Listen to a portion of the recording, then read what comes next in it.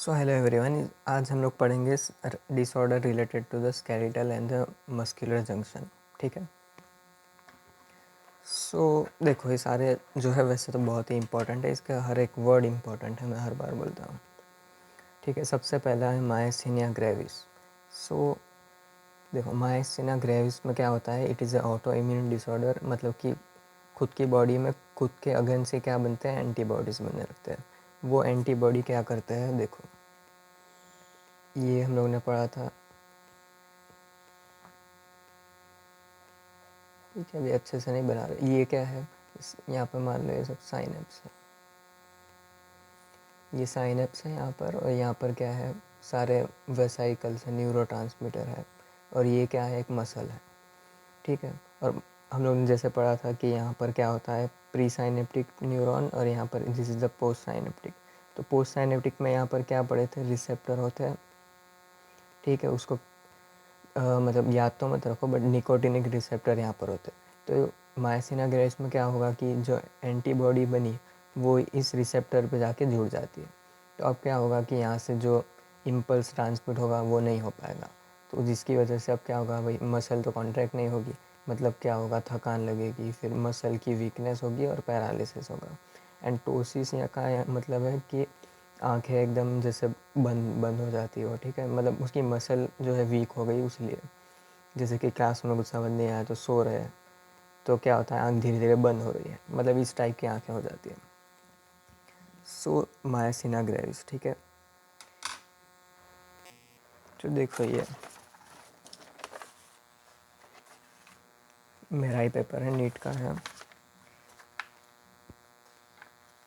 इसमें ये क्वेश्चन पूछा गया था कि chronic auto immune disorder affecting neuromuscular junction, जिसकी वजह से क्या होगा, fatigueness, weakness and paralysis of skeletal muscle, कौन सा डिसीज़ है।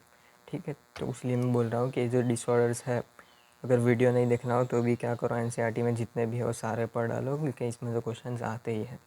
ठीक है। एकदम सिंपल है, वो सारी एनसीईआरटी की लाइन दी हुई है। ठीक है। Second disorder is the muscular dystrophy. Last year ये पूछा था, तो शायद ये पूछ लिया अब इस साल। तो अब इसके अंदर क्या होता है, मस्कुलर डिस्ट्रॉफी, हम लोगों ने क्या पढ़ा था, ये देखो एक मिनट।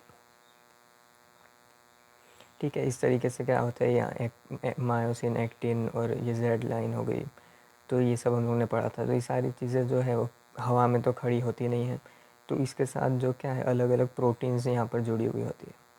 अलग अलग प्रोटीन, टोटल 4 प्रोटीन होती है, अभी याद मत करना, करना हो तो करना। एक्टिनिन, एक्टिनिन, डिस्ट्रोफिन, ठीक है, फिर टाइटिन एंड द डेस्मिन। तो ये 4 प्रोटीन जो होती है वो क्या करती है, इसको एंकर प्रोवाइड करती है, मतलब सपोर्ट प्रोवाइड करती है।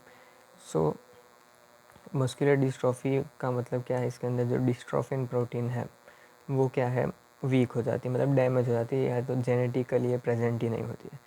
तो अब क्या होगा, ऑब्वियसली जो है मस्कुलर कॉन्ट्रैक्शन में प्रॉब्लम होगी, यानी कि progressive degeneration of the skeletal muscle. Skeletal muscle धीरे धीरे क्या है, टूट जाएगी, क्योंकि उसको सपोर्ट ही नहीं मिल रहा है। ठीक है। तो this is the muscular dystrophy. मैं सब इसलिए बता रहा हूँ कि सब क्लियर रहे दिमाग में, बाकी ऐसे याद कर लोगे, मायसिना ग्रेविस मस्कुलर डिस्ट्रॉफी में ये होता है, तो कुछ याद नहीं रहेगा, बट जो कॉन्सेप्ट है उसको क्लियर रखो। ठीक है। फिर टिटनेस, टिटनेस यानी कि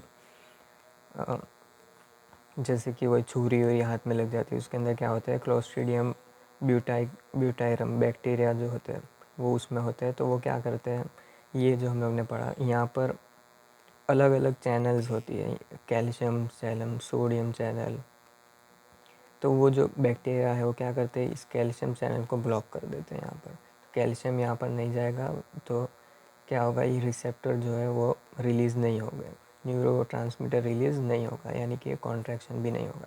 तो भाई इसमें वही होता है कि रैपिड स्पाज़म, यानी वाइल्ड कॉन्ट्रैक्शन, मतलब कैल्शियम कभी जाएंगे कभी नहीं जाएंगे, उसीलिए तो खास तो ये याद रखना, लो लेवल ऑफ कैल्शियम होता है और रैपिड स्पाज़म हो जाता है। ठीक है। टिटनेस में ये जो मैं बता रहा हूँ बस उतना कॉन्सेप्ट याद रख लो तो ये याद रहेगा।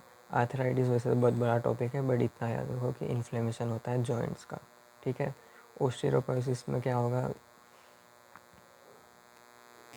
जैसे जैसे एज बढ़ेगी तो क्या होगा, बोन के अंदर कैल्शियम का लेवल वो सब कम हो जाएगा, तो जिसकी वजह से बोन का मास कम हो गया और क्या होगा, अब बोन के अंदर से जब एलिमेंट सब कम हो रहे हैं तो क्या होगा, बोन टूट जाएगी इजीली, तो फ्रैक्चर के चांसेस हाई हो जाएंगे। और decrease in the level of estrogen जो होता है, it is a common cause.